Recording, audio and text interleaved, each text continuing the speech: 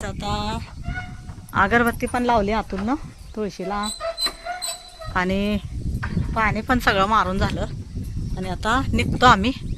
Garden बघा आता सारखं आम्ही वरच्यावर येऊन पाणी मारतो का नाही उन्हाळ्यात. हिरवगार झाला. तुला किती वाढलं होतं? पूर्ण वाढलं होतं. काय करायचं सांग. बस येतं जरा थोड्याशे किती वाढलं होतं. आता बघ कसं दिसायला लागलं असं हिरवं पुरं मधनं. मला लई जीवाला लागायला लागलं. म्हणलं गार्डन काय आपलं वाळायला लागलं. किती खर्च केला आहे त्याला. जीवाला 1 रुपया आपण खर्चत नाही. काहीतरी होईल म्हणून. आणि ती वाळलं नुकसान झालं की जीवाला लागतं ना. तर आता जरासं मला बरं वाटायला लागलं हिरवगार बघून. आणि हे नांगरणी केले आता बघूया काय लावायचं. बघत राहा छान छान व्लॉग.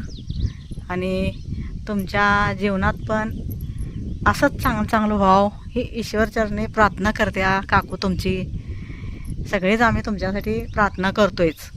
आणि आपण सगळीच चांगलं राहूया, चांगलं जगूया. जीवन एक आहे का नाही अतुल? हां, जिंदगी एक दिलेली आहे. फक्त समाधानाने जगायचं, अर्धी खायचं, पण कर्ज न करता व्यवस्थित सुखानं खायचं. कर्जानं काय होतंय, लई माणसाला हे होतंय. मी सारखं कर्जाचा विषय काढते, पण का काढते हे घटना लई घडायला लागले आजकाल. कर्जानं किती माणसाला येवायला लागले. किती बघतोय आपण जिकडं तिकडं लोकांचे हप्ता आहे तेच. हां, आणि आपल्याला पण आपण बी गरीब परिस्थितीत आलो आहे का नाही अतुल? हां, तू तर छोटा होता, 1-1.5 वर्षाचा असेल, नाही तर 8-9 महिन्याचा असेल बघ. तेव्हा आपण राहायला गेलतो आपल्या घरात जुन्या. आपलं तुझ्या आजोबांनी बांधलेलं, म्हणजे माझे सासरे होते ना त्यांनी बांधलेलं गाईज. म्हणजे अतुलच्या आजोबांनी, आमच्या सासऱ्यांनी. तर हां, पत्र्या शेड होतं. पण त्यात काय केलं तर हाय असं मुरुम टाकला नव्हता, काय नव्हतं. हाय असं पत्र उभा केलं ते. आणि ती पण हाय असं पत्र उभा केलं ते. त्यामुळं काय होत होतं, पाऊस आला वल्लं गार असायचं. आणि त्या वल्ल्या गारमध्ये आम्ही जाऊन राहिलो होतो. पोते हातरले सगळ्या घरातनं आणि मग राहिलो. पोती पण वल्ली व्हायची की, पण काढलं तसंच थोडं दिवस. तर असं म्हणजे थोडं कसं काढत नंतर मग काय केलं नाही. मग ते भाऊकी संग काय पटन नाही आपलं. आधीच तर शेत विकून घेतलं होतं त्यांनी, विचारांनी, आपल्या मामानं, म्हणजे आजी आजोबान तुझ्या. त्यांना काय कुठला एवढा पगार रे, सरकारी नोकरी होती का काय, आपलं साधंच आपलं काम करत होते आणि जगत होते. पण घर नाही राहायला म्हणून त्यांच्या भावाने म्हणलं शेत विकूया म्हणलं. आणि मग शेत विकलं. आणि शेत विकल्यानंतर काय केलं, 1 गुंठा घेतला, नाही 1.5 गुंठा घेतला. 1 गुंठा त्यांनी घेतला आणि अर्धा गुंठा त्यांना दिला. आणि अर्धा गुंठा त्यांना दिला आणि ते पण पटन नाही म्हणून मग आम्ही विकून आलो, भाड्यानं राहिलो. सगळेच भाड्यानं राहिलो. मग हे पप्पानं अर्धा गुंठा जागा घेतला. त्यात पण आईनं आपल्या घर बांधायला थोडं पैसे दिलं, प्लॉटला थोडं पैसे दिलं. आणि आपलं कसं तर घर बांधून राहिलो. ती पण पप्पानं सिमेंटचं बांधलं नव्हतं, पैशाची लई जुळणी नाही म्हणून. पण त्यावेळेला त्या घराला पण 1 लाख रुपये गेलं. मातीचं बांधलं होतं. हां, पण ते असं वाटायला लागलं की मातीचं 1 लाख गेलं तर सिमेंटमध्ये बी 1 लाखात होत होतं.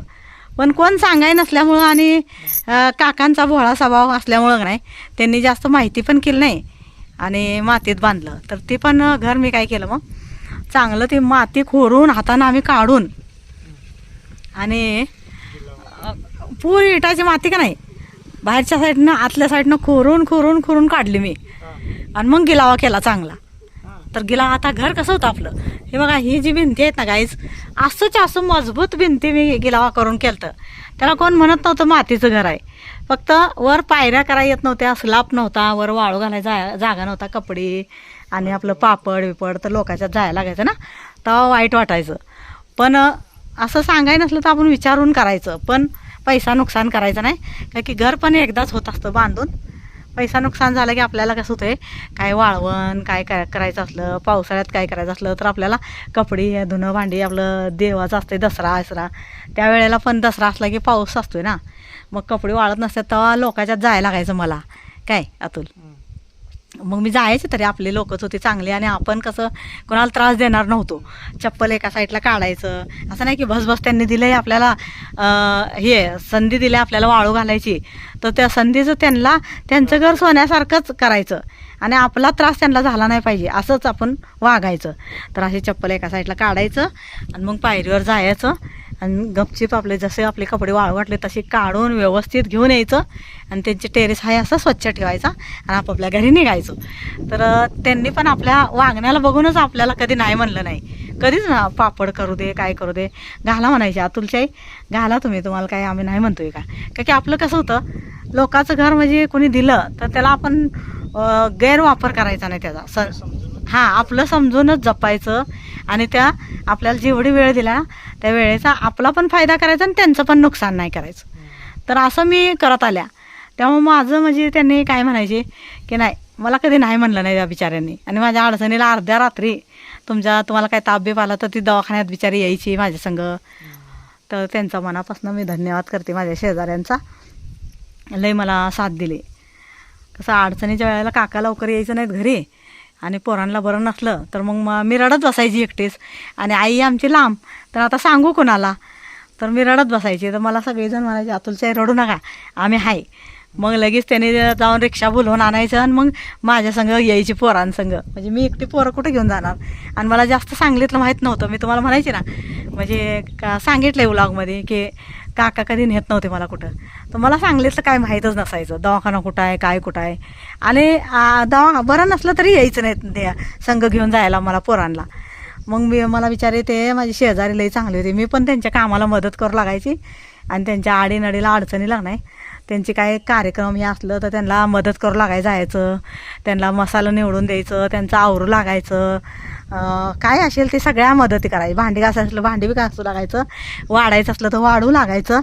तर अशा सगळ्या मी मदती करायची ना, तर त्यांना आवडायचं. आणि माझं कसं असायचं, जसं मी घरात आता नीटनेटकं करते का नाही आणि तुम्हाला पण सांगते, तसंच मी तिथं पण करायची ना. तर त्यांना लय आवडायचं. तर काय असलं ना मला आवर्जून सांगायचे, अतुलच्या जरा थोडं मदत करायला या. तर येते की म्हणायचे, असं काय नाही. मी आता बसून इथं काय करणार आहे, माझं काम आवरते आणि येते मी. तर ते कौतुकानं मला बोलवायचे आणि मी पण कौतुकाने त्यांचं करू लागायची, यायची ना. तर काय घटना अशा घडल्या ना काकू संग, तर असं म्हणजे माझ्या शेजाऱ्यांनी मला लई मदत केल्या. रिक्षा बोलवण्यापासनं तर संघ येऊन रात्रीचंच, आणि ताप आलेला असायचा. मला कसं वाटायचं होईल बरा म्हणून एक दिवस वाट बघायची, 2 दिवस तिथल्या तिथं दवाखान्यात दाखवायचं. पण तिथल्या दवाखान्यात जर नाही दाखवलं आणि बरं नाही वाटलं ना, तर ती डॉक्टर लोक काय करायचे, आता ह्याला काय बरं होत नाही तर तुम्हाला ह्या दवाखान्यात नाही लागेल. अजय आमचा लय कमजोर, म्हणजे जेवणाच्या बाबतीत ना अजयचं लय कमजोरी. जेवायचं नाही, खायचं नाही, आणि आजारी पडला ताप डोक्यात जायचा आणि डोळं पांढरं करायचा. तर त्यावेळी मी धो रडतच बसायची, काय यायचं नाही, माझ्या संग कोण जायचं मला तर माहीत नाही असं म्हणून अतुल मी लय म्हणजे टेन्शनमध्ये रडायचीच लय. आणि फोनची सोय नाही, आईला सांगायचं एवढं लांब कशाला, त्यांना कशाला त्रास द्यायचा. तर मी रडत असायचे. आणि मग मी शेजाऱ्यांना माहीत असायचं तर मी माझ्याकडे यायची भेटायला. हा ताप बरा झाला का अजयचा, बरा आहे का आता अतुलला, अजयला, असं म्हणून यायचे. यांना काय झालं तर सांग. तर मला आलं की त्यांच्यापाशी रडायलाच यायचं. तर माझं दुःख ना ते मी रडून धारा लागायच्या आणि ती माझं त्यांनी समजायचं. तर चला मी येते, अतुल पप्पा नाही आलं तर राहू द्या, आम्ही दोघं येतो. तर ती नवरा बायको माझ्या संग यायचे आणि माझी मदत करायची. म्हणजे असे सगळ्यांनी माझी तिथं पण मदत केलेली आहे. मनापासून धन्यवाद करते त्या काकूचा. आणि त्यांनी मला लय खरंच मग विसरू नाही शकत रे बाबा. अडचणीला नाही अडचणीला आपल्या कोण आलं ना अतुल, ती कधी विसरायचं नसतं.